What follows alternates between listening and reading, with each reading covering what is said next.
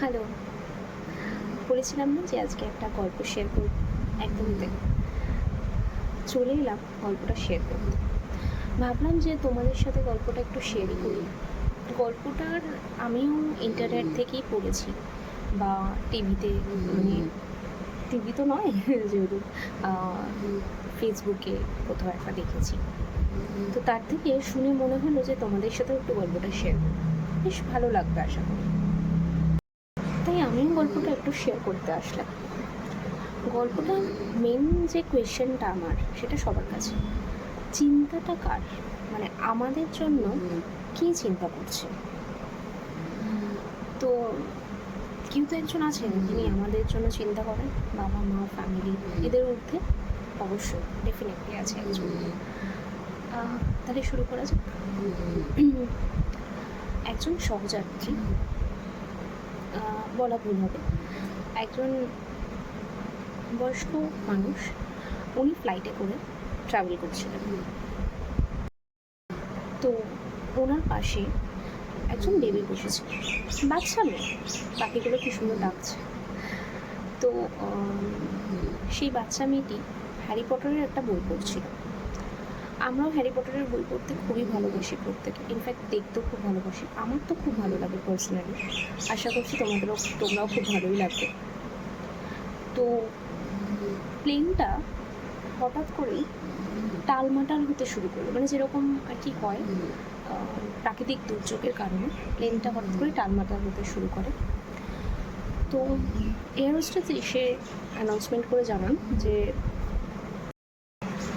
প্রাকৃতিক দুর্যোগের কারণে, বাইরের প্রবলেমের কারণে, যেহেতু প্লেনটা এখন এরকম পজিশনে রয়েছে, তাই কারোর সিট বেল্ট ছাড়বেন না, সিট বেল্ট খুলবেন না, আর সিট থেকে উঠে দাঁড়াবেন না। আমরা এখন এই মুহূর্তে কোনো কিছু সলভ করতে পারবো না। একটু প্লেনটা ধাতস্থ আসলে আমরা যা যা সলভ করে, আপনাদের যা যা রিকোয়ারমেন্ট সবগুলো একটু পরে সলভ করব। তো এটা বলার পরে ভদ্রলোককে দেখছেন, বাচ্চা মেয়েটি, ওনার পাশে যে বসে আছে বাচ্চা মেয়েটি, তার কিন্তু কোনো রকম রিয়াকশান নেই, মানে না কথায় ধ্যান দিচ্ছে, না কোনো রকম এদিক ওদিক তাকাচ্ছে। ও কিন্তু ওর কাজ করছে, ও কিন্তু ওর স্টোরি বুকটা কমপ্লিট করছে। এবার কিছুক্ষণ পরে প্লেনটা অতিরিক্তই মানে টালমাটাল হতে স্টার্ট করে, যেরকম হয় আর কি, অতিরিক্ত দুর্যোগ হচ্ছে। প্রত্যেকটা প্যাসেঞ্জার ওখানে যারা যারা ছিলেন তারা যথেষ্ট আভিজাত্য, অনেক ব্যবসায়ী আছেন ওখানে, অনেক গুণীমানী ব্যক্তিও আছেন, সাধারণ মানুষও আছেন। তো সরি, একটা কল এসে গেছে। তো যতটা বলা হয়েছে, হঠাৎ করেই উনি দেখছেন যে বাচ্চাটার কোনো রকম রিয়াকশান নেই। বাচ্চাটা কিন্তু একদম নিজের বই পড়ছে, মানে ও ওর মতন নিজের ইয়েতে ব্যস্ত, বই পড়তে, ওর কোনো রকম রিয়াকশান নেই। তো হঠাৎ করেই পাইলট তখন এসে অ্যানাউন্সমেন্ট করে যে ভিতর থেকে, যেরকম হয় আর কি এমার্জেন্সি টাইমে তো পাইলট অ্যানাউন্সমেন্ট করেন। তো উনি অ্যানাউন্সমেন্ট করছেন যে যেহেতু প্লেনটা এরকম অবস্থা, এখন বাইরের প্রচণ্ডই বাজে অবস্থা, ওয়েদার খারাপ হওয়ার কারণে আমাদেরকে এমার্জেন্সি ল্যান্ডিং দিতে হবে। এই এমার্জেন্সি ল্যান্ডিং কথাটা যখনই প্যাসেঞ্জাররা শোনেন, তখন কিন্তু তারা খুব ভীত হয়ে পড়ে যে এমার্জেন্সি ল্যান্ডিং বলেছেন, আমার নিশ্চয়ই কিছু একটা গণ্ডগোল হয়েছে। এর ফলে তারা নিজেরা খুব কান্নাকাটি শুরু করতে, সাধারণ মানুষ তো একটা চিন্তায় হয়, স্বাভাবিক, আমি নিজে থাকলে আমারও হতো আশা করি।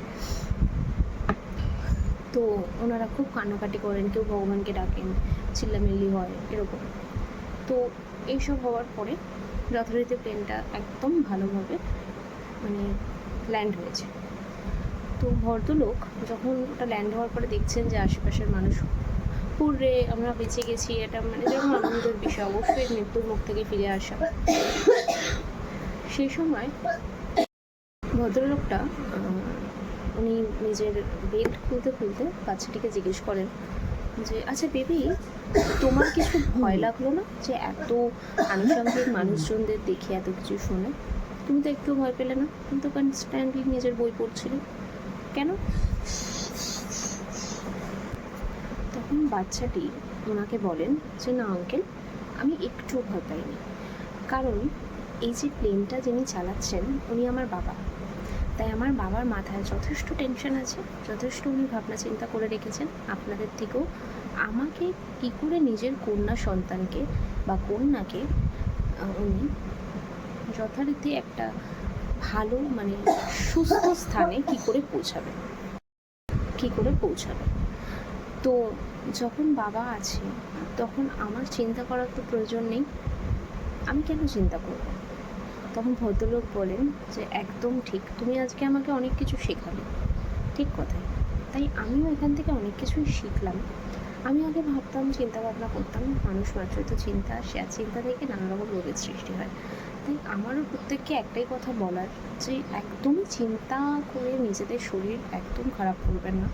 বিকজ মা বাবা এরা তো আছেই, বা পরিবার পরিজন আমাদের যারা শুভাকাঙ্ক্ষী তারা তো আছেই আমাদের জন্য চিন্তা করে, কিন্তু ওই যে ওপরে একজন বসে আছেন উনি কিন্তু আমাদের জন্য সর্বক্ষণ চিন্তা করছেন, আমাদেরকে এখানে পাঠিয়েছেন আমাদের সমস্ত কাজগুলো করার জন্য। তো সেগুলো দিয়ে ধ্যান দেওয়া আমার মতে উচিত। তো এটা থেকে আমি এটাই শিখলাম, চিন্তা করে নিজের শরীর খারাপ করার কোনো মানে হয় না। চিন্তা আমাদের জন্য করার জন্য অলরেডি একজন উপরে বসে আছেন, যিনি আমাদের সমস্ত জিনিসের জন্য চিন্তা করছেন, ইনফ্যাক্ট আমাদের থেকে বেশি চিন্তা করছেন।